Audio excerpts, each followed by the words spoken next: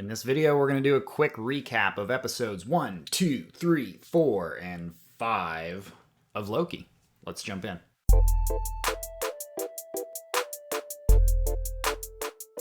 Okay, in episode 1, we pick up where Loki left us in Avengers Endgame, where he's been captured by the Avengers, and we see Tesseract come across the floor, picks it up, disappears.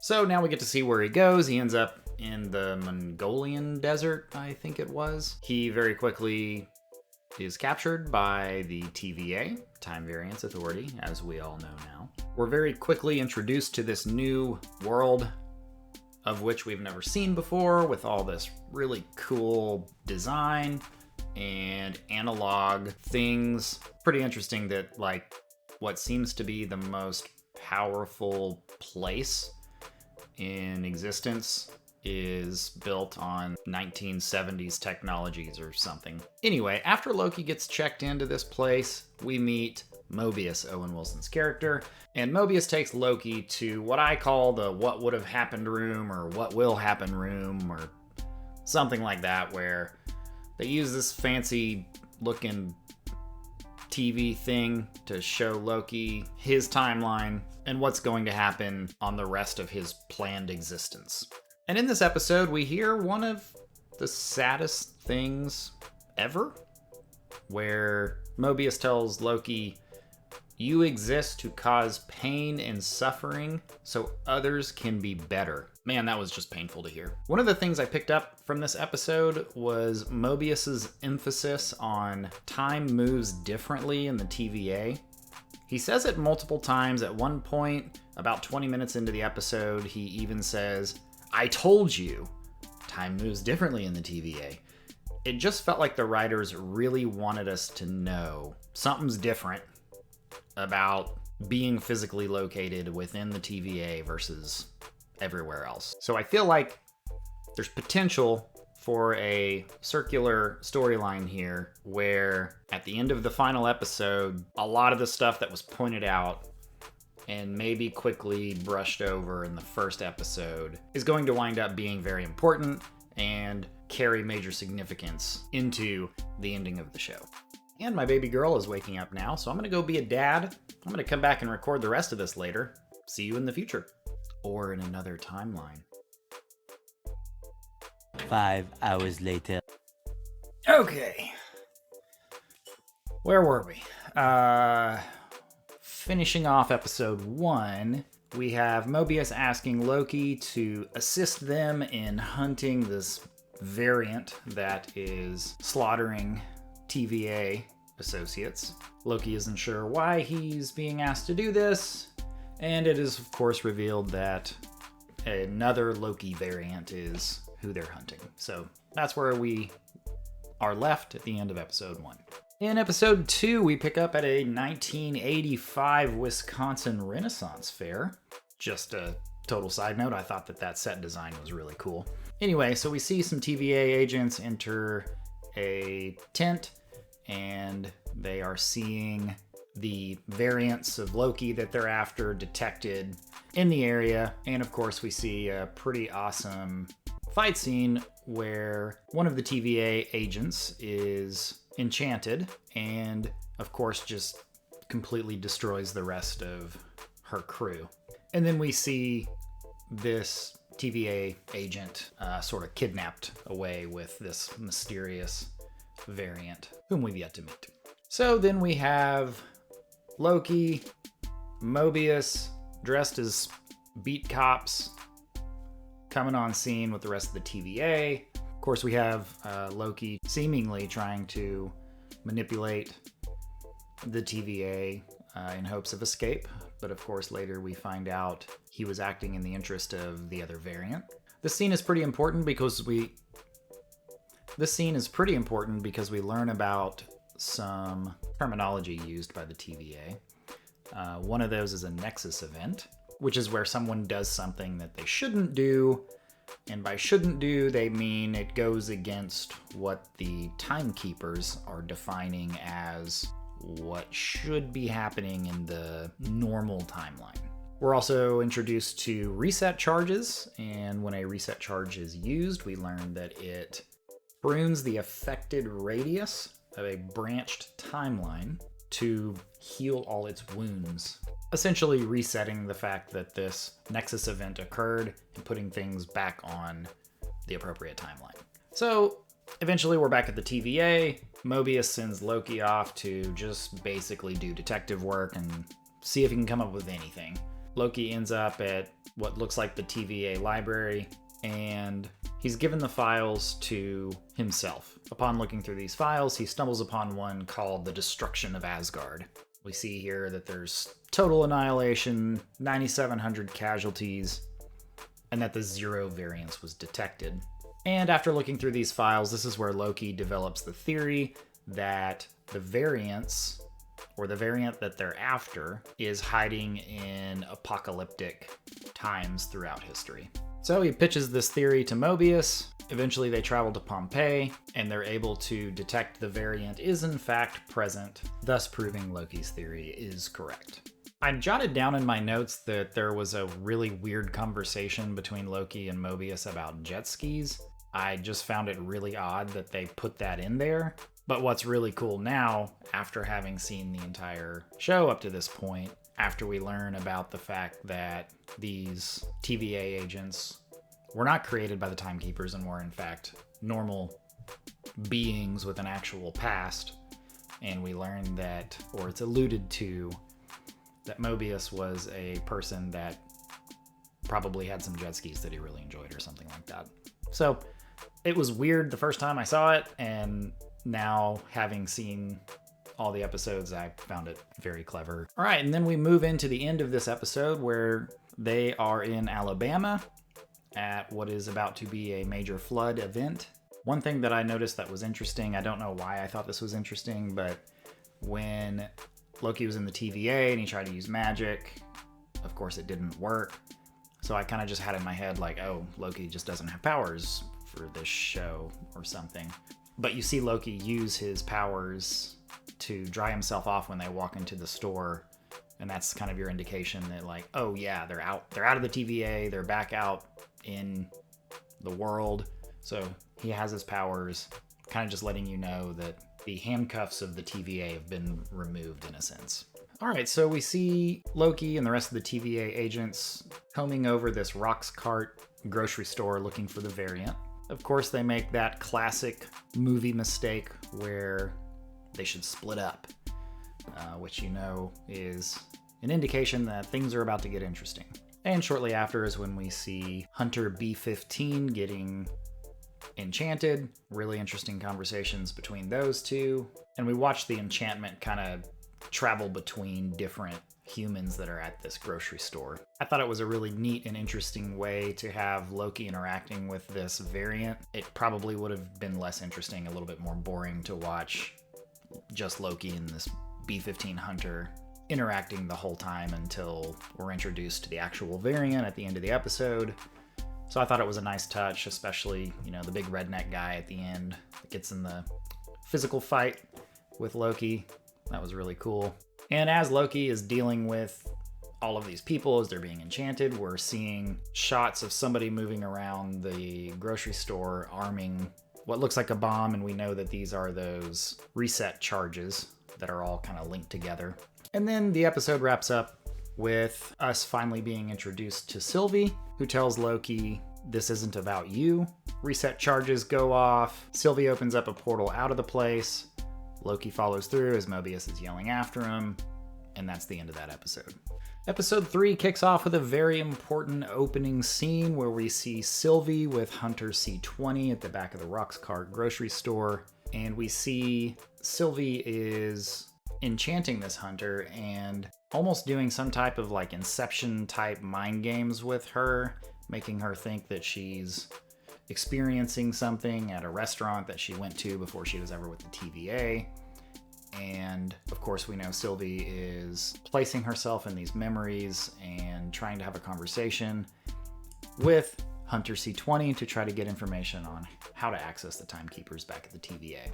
From there, we're taken back to where we left off in the previous episode. You have Sylvie and Loki back at the TVA.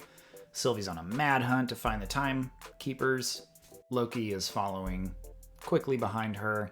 We get to see Sylvie just manhandling the guards at the TVA.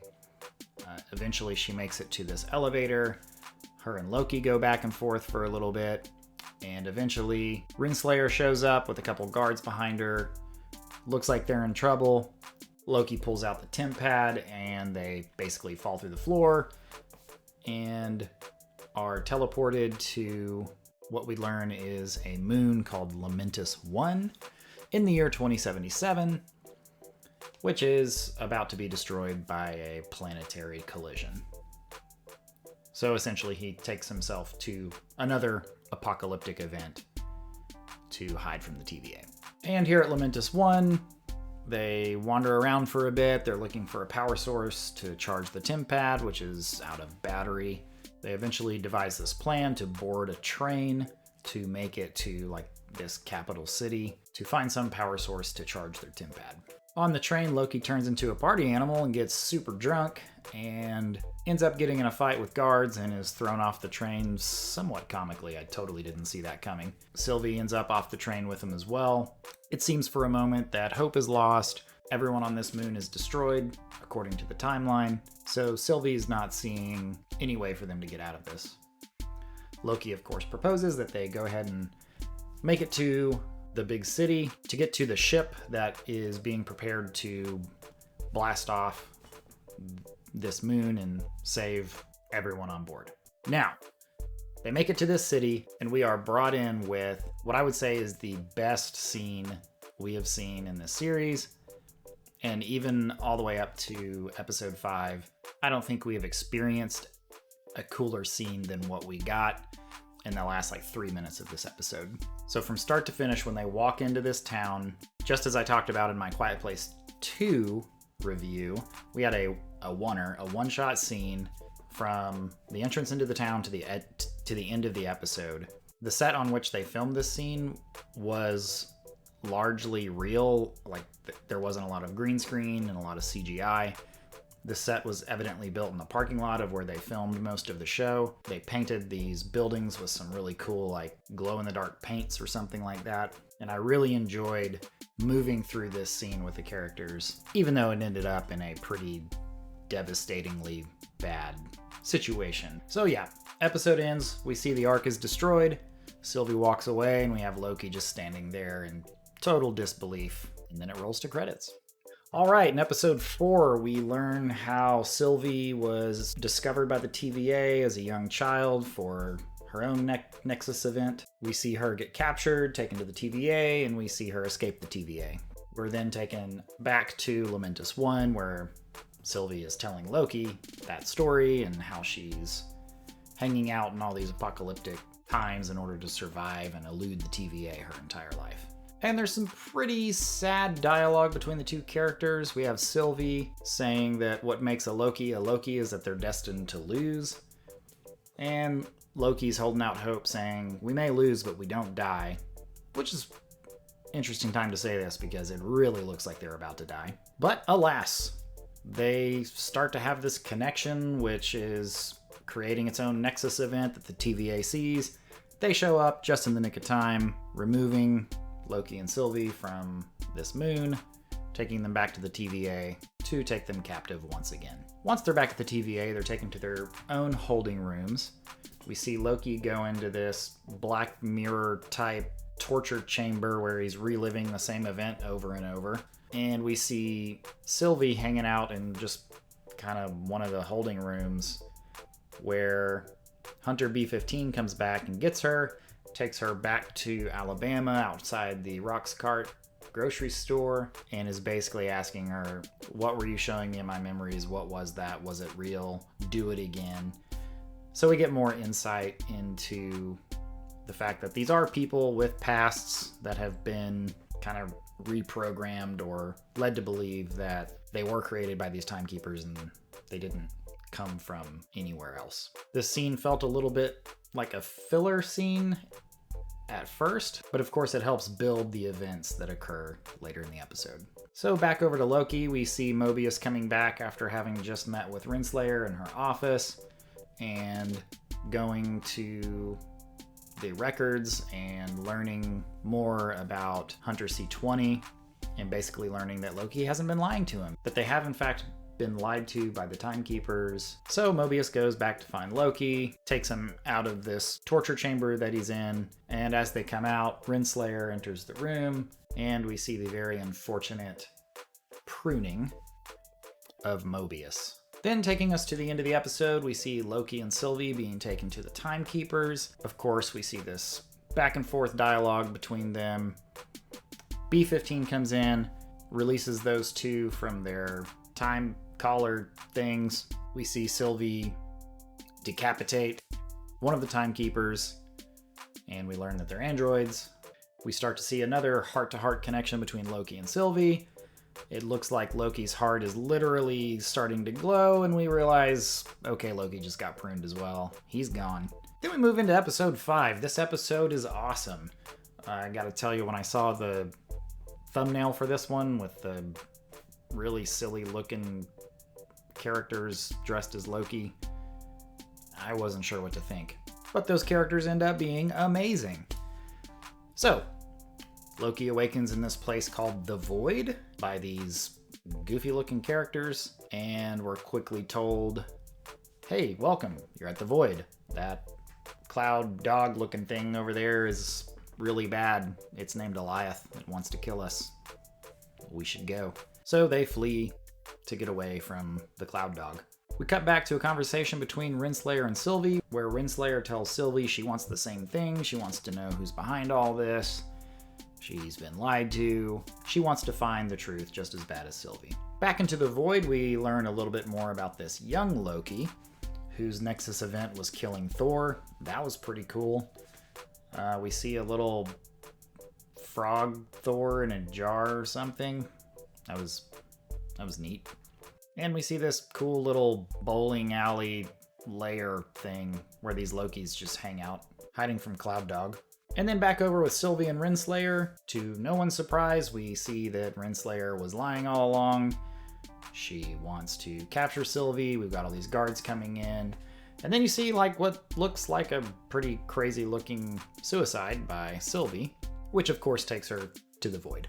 We also see Loki going to leave the Loki lair, and as he opens the lid to leave, we meet all these other Lokis who are also surviving in the Void. Of course, we see them come down into the lair having this conversation. One of them outed the location of this place. Just a bunch of typical Loki behavior of backstabbery and just not being nice guys. So then we see Sylvie coming into the Void, totally about to get eaten alive. Eaten a dead, I don't know what it would be, by Eliath. Got this car coming off from the distance, honking. Looks like it's coming to save her. She runs to the car, gets in, takes off, and everyone goes crazy because it's Mobius, the character everybody loves. Woo. We eventually see Loki, Kid Loki, and classical Loki, I think is what the closed captioning said every time Richard Grant was talking.